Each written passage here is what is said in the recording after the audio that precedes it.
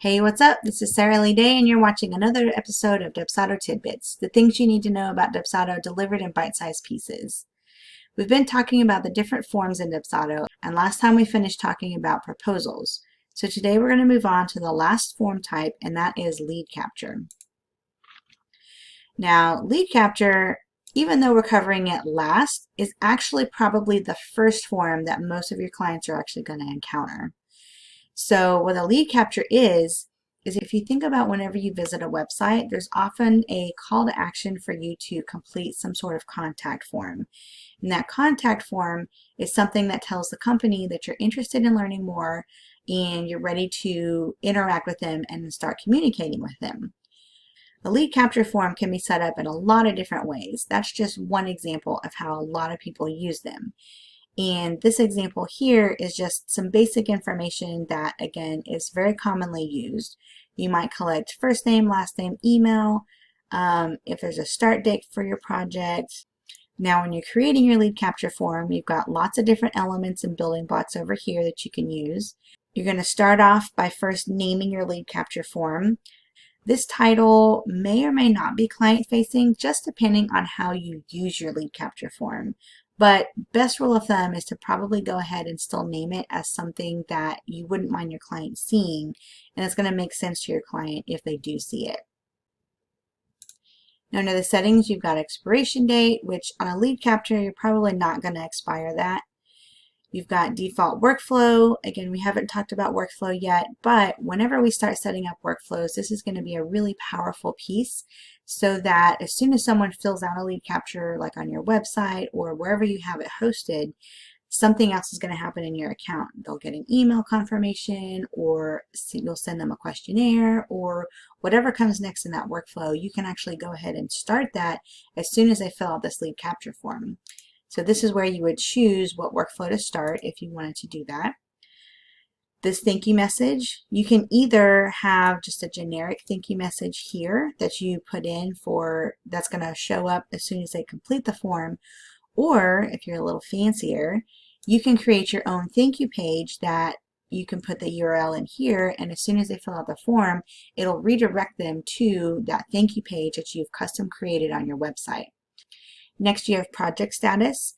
Now, whenever someone completes a lead capture form, by nature, it's going to create a new project in Dubsado with the contact information for that client. And that project needs a status. So depending on what you're using your lead capture for, you can choose a specific status for that project to be created. Most of the time, it's probably going to be something like an initial inquiry or a new lead or something like that along the lines of, this is somebody new who's just entered my account and I need to pay attention to them.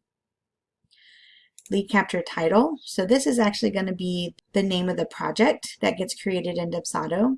You can name this whatever you want. So for example, maybe you just do new lead, and you also have the option of using what's called a smart field to enter the lead's name or any of this other information.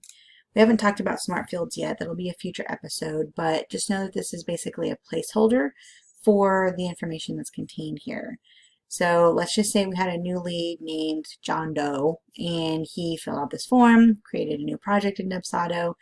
His project would be called New Lead John Doe, because that's what we have listed here.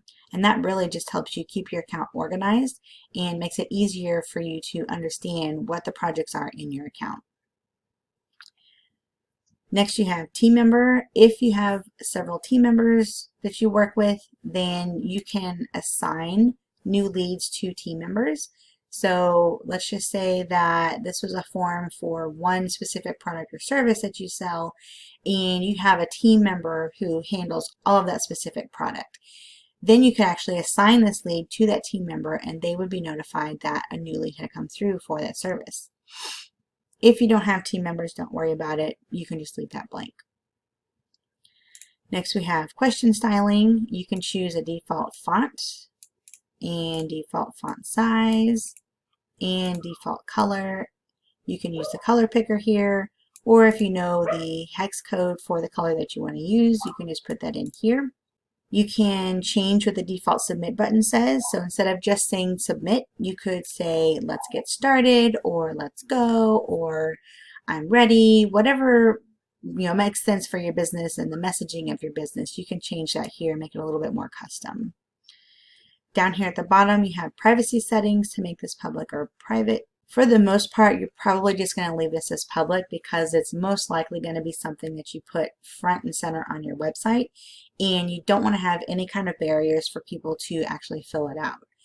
But if this was something that you were using for some other purpose internally, maybe you're using it to allow your clients to request new projects, then that might be something that you use as a private form, and your clients will be able to access it through their client portal and a password to be able to submit that information. And again, as always, anytime that you make any changes to a form, you want to come up here and save it. For save, you also have these options to save and close, which will save the information and close the form from editing. You can save as if you opened a form, edited it, and wanted to save it as a new copy, so you're not saving over the original. Or you can do save and preview, which will save the information and then open it up in a preview mode so that you can see exactly what that form is going to look like to your clients.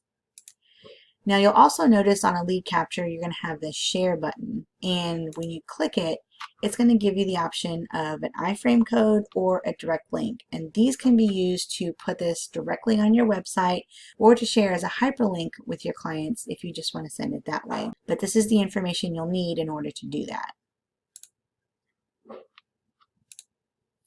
All right, that's it for today's tidbit. For more information about receiving updates, requesting future episodes, or getting help with your own Dubsado account, take a look at the links in the description below this video or visit saraleeday.com. Thanks for watching. Have a good one.